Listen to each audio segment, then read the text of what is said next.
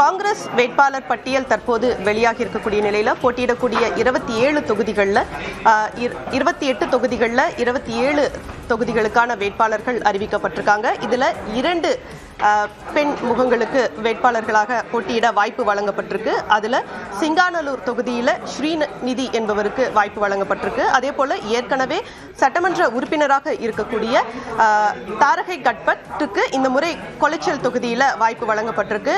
அவங்க ஏற்கனவே விளவங்கோடு தொகுதியுடைய சட்டமன்ற உறுப்பினராக இருக்கக்கூடிய நிலையில அவர்களுக்கு இப்போது கொலைச்சல் தொகுதி வழங்கப்பட்டிருக்கு. நம்மிடையே செய்தியாளர் சுசித்ரா இணைந்திருக்கிறார். சுசித்ரா அவரிடம் பேசலாம். சுசித்ரா வணக்கம். தற்போது காங்கிரஸ் வேட்பாளர் பட்டியல் வெளியிடப்பட்டிருக்கு. நிறைய screening committee meetings, CEC meetings கண்டினியூஸா நடந்துச்சு. இப்போ இந்த வெளியாகி இருக்கக்கூடிய இந்த வேட்பாளர் பட்டியலை எப்படி பாக்குறீங்க? இதுல இருக்கக்கூடிய முக்கிய அம்சங்கள் பத்தி சொல்லுங்க. வணக்கம்.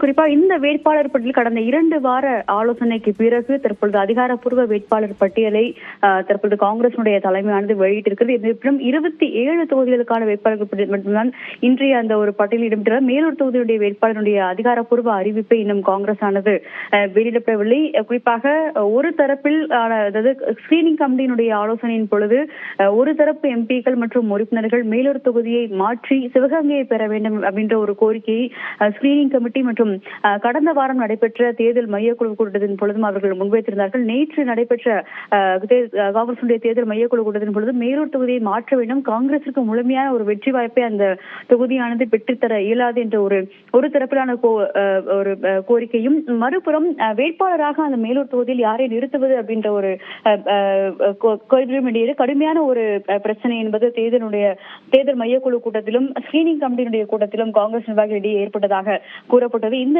நிலையில்தான் தற்பொழுது மேலூரினுடைய வேட்பாளர் தவிர மற்ற 27 தொகுதிகளுக்கான வேட்பாளர்கள் அறிவிக்கப்பட்டிருக்கிறார். அதில் பெருவாரியான வேட்பாளர்கள் ஏற்கனவே கடந்த முறை எம்எல்ஏக்களாக வெற்றி பெற்றவர்கள். கடந்த முறை எம்பியாக இருந்த செல்லகுமாருக்கும் இந்த முறை கிருஷ்ணகிரியில் வாய்ப்பானது வழங்கப்பட்டது. சமீபத்தில் காங்கிரஸ் கட்சியில் இணைந்த ஜி.கே. மணியினுடைய மகன் தமிழ்குமரனுக்கும் பெண்ணகத்திலிருந்து அவருக்கான அந்த வாய்ப்பு என்பது வழங்கப்பட்டுள்ளது. அது மட்டுமல்லாமல் சிஎல்பியாக இருக்கக்கூடிய ராஜேஷ்குமாருக்கும் அந்த வாய்ப்பு என்பது மீண்டும் வழங்கப்பட்டுள்ளது அப்படின்றத மிக முக்கியமா கடந்த ஒரு நீண்ட இழுபறி கிட்டத்தட்ட ஒரு 2 தேர்தல் மையக்குழு கூட்டங்கள் 10க்கும் அதிகமான ஸ்கிரீனிங் கமிட்டியினுடைய ஆலோசனை கூட்டங்கள் டெல்லியில் நடைபெற்ற நிலையில் தான் இந்த ஒரு அதிகாரப்பூர்வ பட்டியல் இன்று காங்கிரஸ் கட்சியால் வெளியிடப்பட்டிருக்கிறது. இருப்பினும் மேலூர் தொகுதிக்கான ஒரு அறிவிப்பு என்பது இன்று இரவு அல்லது நாளை காலைக்குள் வரும் என்றும் எதிர்பார்க்கப்படுகிறது. அந்த தொகுதியில் இருக்கக்கூடிய மக்கள் முகவர்கள் ஏற்கனவே நேற்றைய தேர்தல் மையக்குழு கூட்டத்திற்கு முன்னதாக ராகுல் காந்தியையும் சந்தித்து அவர்கள் பல்வேறு கோரிக்கைகளையும் முன்வைத்திருக்கிறார்கள். எம்பிக்களுடைய கருத்துக்கள் கேட்கப்பட்டு அதன் பிறகு மாநில நிர்வாகிகளுடைய கருத்துக்கள் கேட்கப்பட்ட பிறகு நடைபெற்ற ஆலோசனைகளுக்கு பிறகுதான் இந்த ஒரு பட்டியலை காங்கிரஸ் கட்சியானது வெளியிட்டிருக்கிறது.